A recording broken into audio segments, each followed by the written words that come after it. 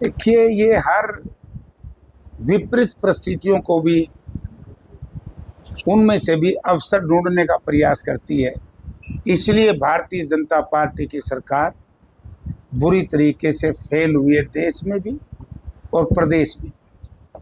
जहां तक जीएसटी उत्सव का सवाल है, मैं एक ही भारतीय जनता पार्टी के नेताओं से पूछना चाहता हूं कि आज से लगभग 8-9 वर्ष पहले इन्होंने जीएसटी कंसेप्ट देश में लागू किया था।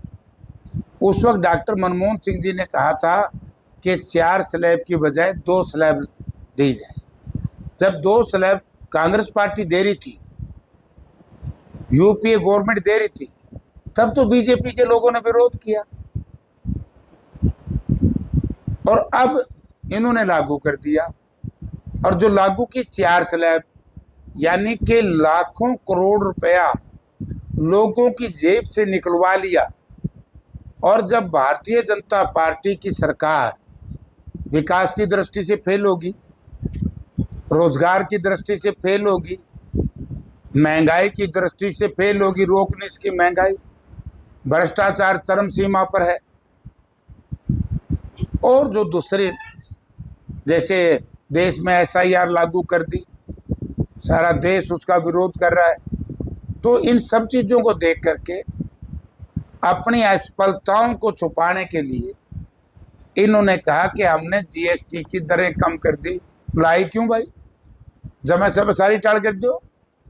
और जीएसटी की दरों का भी आज मैंने एक ही निकलवाया है। ये जीएसटी की कलेक्शन है पिछले 8 साल की 127 लाख करोड़। ठीक है जी, 127 लाख करोड़ में भारत की जनसंख्या है 150 करोड़ लोग हैं तकरीबन। प्रति व्यक्ति जो टैक्स पड़ता है 84,666 रुपये 66 पैसे। 4 व्यक्तियों के परिवार में टैक्स पड़ता है 3,38,666 रुपये। और एक परिवार को गेहूं देवे 5 किलो, महीने का खर्चा आ जाता है 8 साल में 48,000 रुपये। घाटा कितना रह गया? लगभग 3 लाख। ये गरीबों को सुना रहा हूं, ये किसान को बता रहा हूं आपके चैनल के माध्यम से। मैं हमारे व्यापारी भाइयों को बता रहा हूं कि जो लोग उत्सव मना रहे हैं जीएसटी का, वो आपके राजनीतिक तौर से बहुत विरोधी हैं और आपको इस प्रजातंत्र को खत्म करने में, जो हमारा सोशलिज्म का नारा था, उसको खत्म करने के लिए देश में पूंजीवाद को बढ़ावा दे रहे हैं। यानी कि जीएसटी का 65% हिस्सा 65% आबादी के ऊपर इसका बड़ा भारी बोझ पड़ा है। और इस टैक्स में पेट्रोल, डीजल, शराब के ठेके शामिल नहीं है, क्योंकि मैंने पार्लियामेंट में भी कहा था कि लगभग 8 लाख करोड़ रुपए इन्होंने पेट्रोलियम से कमाए। तो इतना भारी भरकम टैक्स लगाया 8-9 साल लोगों पर। महाराज को किस बात के उत्सव भाई? जनता ने पूछना चाहिए बीजेपी का, गलती से कोई कार्यकर्ता मिल जाए, भाई उत्सव किस बात का? जो हमारे से लूट करी है टैक्स कलेक्शन के रूप में, उसका हिसाब कौन देगा? ये बड़ा जुल्म किया जनता के साथ। आप ये देखिए, जब डॉक्टर मनमोहन सिंह कांग्रेस पार्टी की सरकार थी, देश के प्रधानमंत्री थे, उस वक्त क्रूड ऑयल लगभग $162 प्रति बैरल और डीजल का दाम था लगभग 50 से लेकर 52 तक। आज डॉलर की कीमत आज बैरल की कीमत $40-50 और डीजल का भाव देश में एवरेज 100 रुपये। तो देश के लोग नहीं समझ रहे। कब तक भारतीय जनता पार्टी के लोग धर्म और जात के नाम से ये जहर फैला करके वोट लेते रहेंगे? अरब की बार तो वोट चोरी से ही सरकार बनी। आपने देखा पार्लियामेंट में नारा कैसे गूंजा। नेता प्रतिपक्ष हमारे नेता राहुल गांधी जी ने जो नारा दिया था, कुछ लोग कहते थे कि इसे चलेगा नहीं। आज भारतीय जनता पार्टी का हर व्यक्ति जो गांव में, गली में, खेत खलिहान में, शहर में जाता है तो उसको चिंता रहती है कि कभी ये ना कह दे कि वोट चोर गद्दी चोर। अच्छा, एक पॉलिटिकल सवाल है। आपकी पार्टी के बड़े नेता है प्रोफेसर संपत सिंह, वो भी लगातार कहीं ना कहीं आरोप लगा रहे हैं आपके हाईकमान पर। उनका कहना है कि कांग्रेस में वो है लंबे समय से घुटन महसूस कर रहे हैं, एक तरीके से उनका गला दबा दिया गया। उन्होंने कहा कि 2019 में मेरी टिकट काट दी, 2024 में मेरी टिकट काट दी, और जिन लोगों को टिकट दी वो जिताऊ थे नहीं, जिताऊ कैंडिडेट मैं था। देखिए, टिकट देना ये पार्टी हाईकमांड का काम,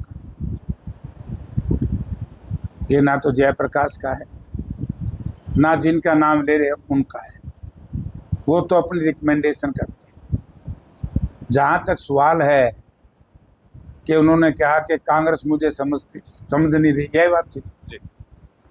अगर प्रोफेसर साहब को कांग्रेस ना समझती, जब लोक दल से संबंध विच्छेद कर लिए थे और इन्होंने कांग्रेस पार्टी से कहा, मैं डिस्ट्रिक्ट प्रेसिडेंट था, कि मैं कांग्रेस में आना चाहता हूं, तो कांग्रेस पार्टी ने, चौधरी भूपेंद्र सिंह हुड्डा जी उस वक्त मुख्यमंत्री थे और चौधरी फूलचंद मौलाना जी पार्टी प्रेसिडेंट थे,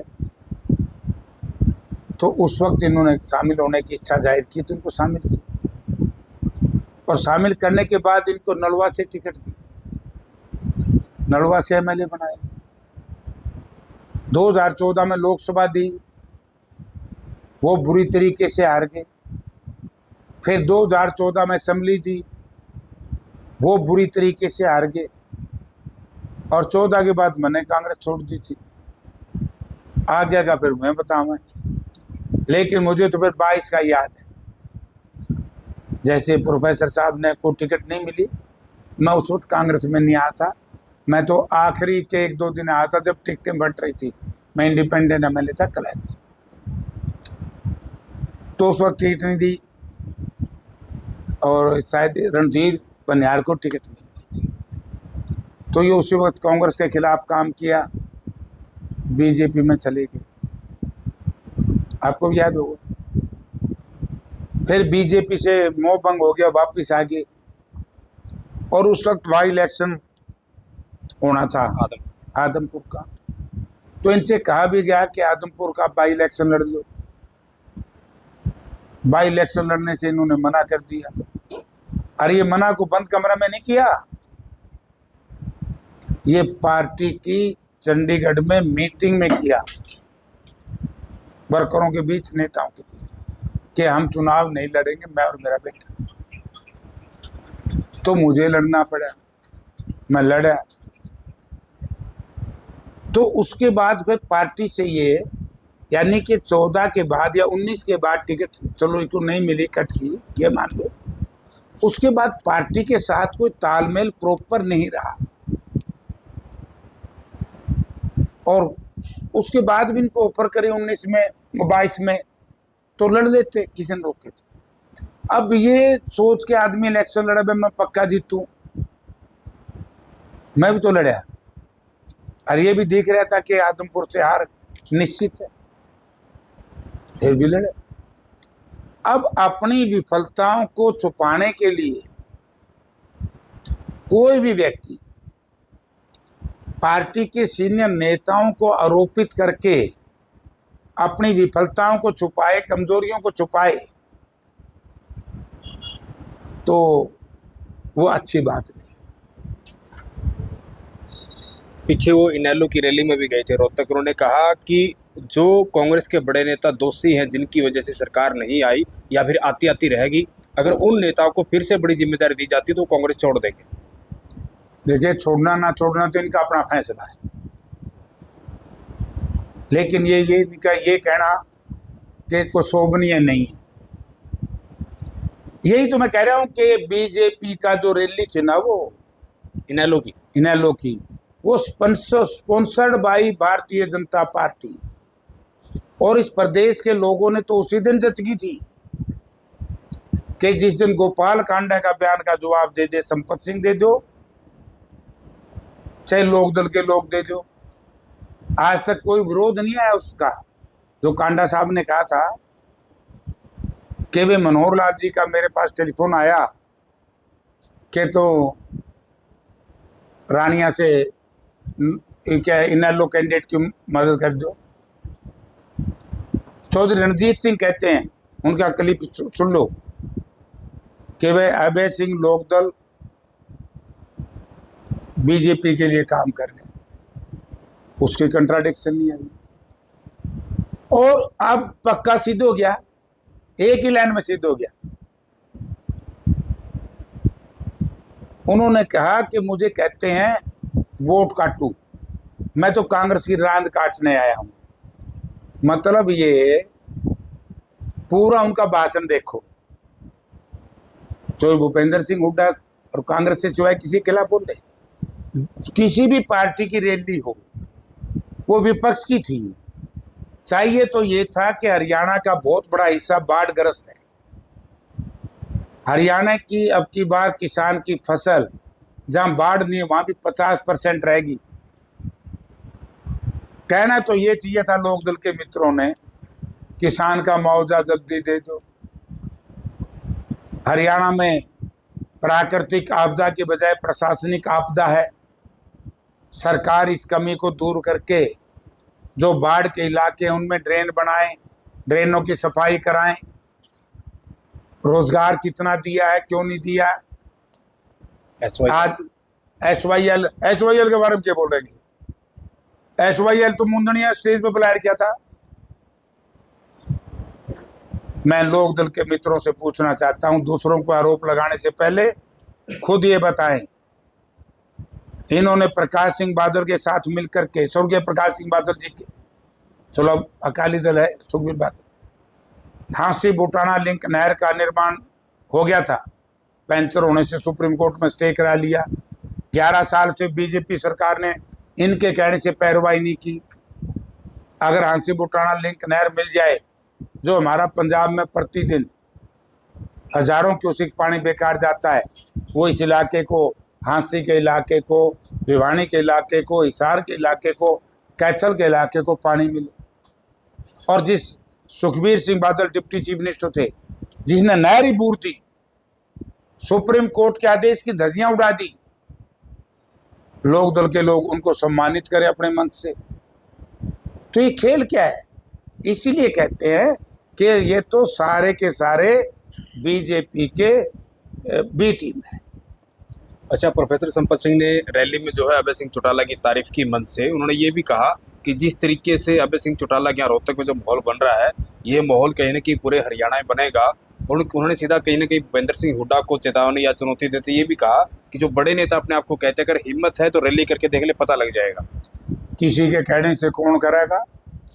हर जिनके कहने से तो असफल हो लिए यार, राजनीतिक तौर से असफल हो गए। बूढ़ा आदमी है, संपत सिंह जी की उम्र ज्यादा होगी, स्वास्थ्य लाभ ले, मौज करे। मैं तो ये कहूँ। इनेलो के नेता है उमेद लोहान, आपके साथ उनका 36 का आंकड़ा रहा है पहले भी। ना 36 आंकड़ा गुना, मैं तो उसकी बड़ी मदद करके है, पूछ लिए।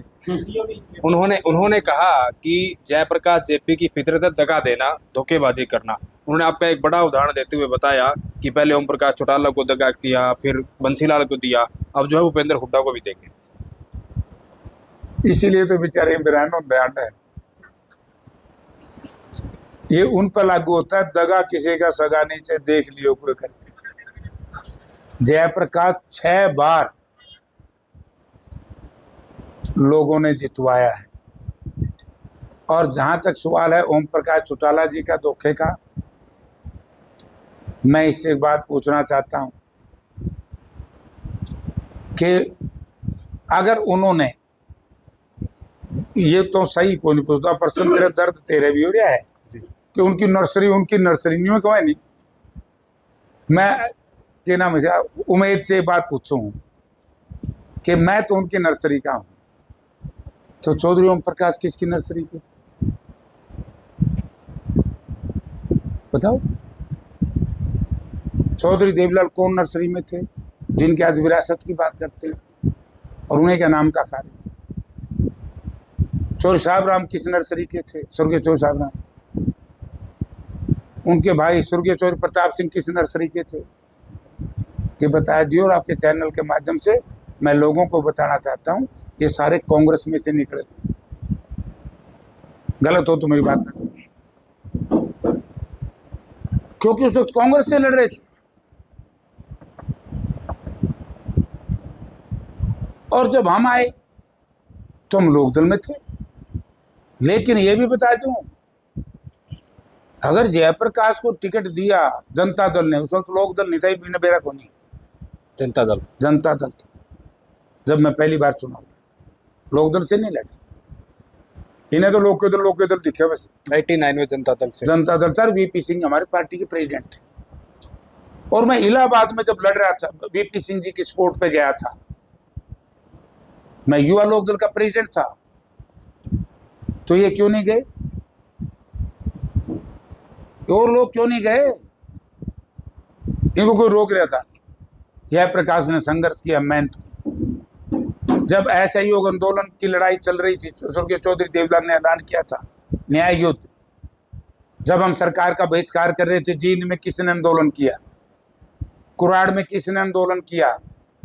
कहीं नाम है इस परिवार का, अजय अभय का? जयप्रकाश ने, इसके साथियों ने संघर्ष किया। और तब जाकर के मुझे पार्टी ने टिकट दी। भाई कोई आसान थोड़ा ही है, पार्टी के लिए हमने भी तो काम किया, ये कोई आसान नहीं। मैंने धोखा नहीं दिया। धोखा मेरे साथ किया कि जिस तरीके से मुझे अपमानित करने का प्रयास किया, जिस तरीके से मुझे अपने लोगों के साथ द्वारा अपमानित किया।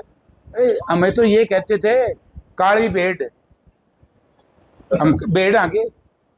अपमान सहन मैंने नहीं किया तो इनके पेट में दर्द हुआ, मैं अलग हो गया, मैं राज छोड़ दिया है। धोखा तो लोकदल के लोगों ने किया।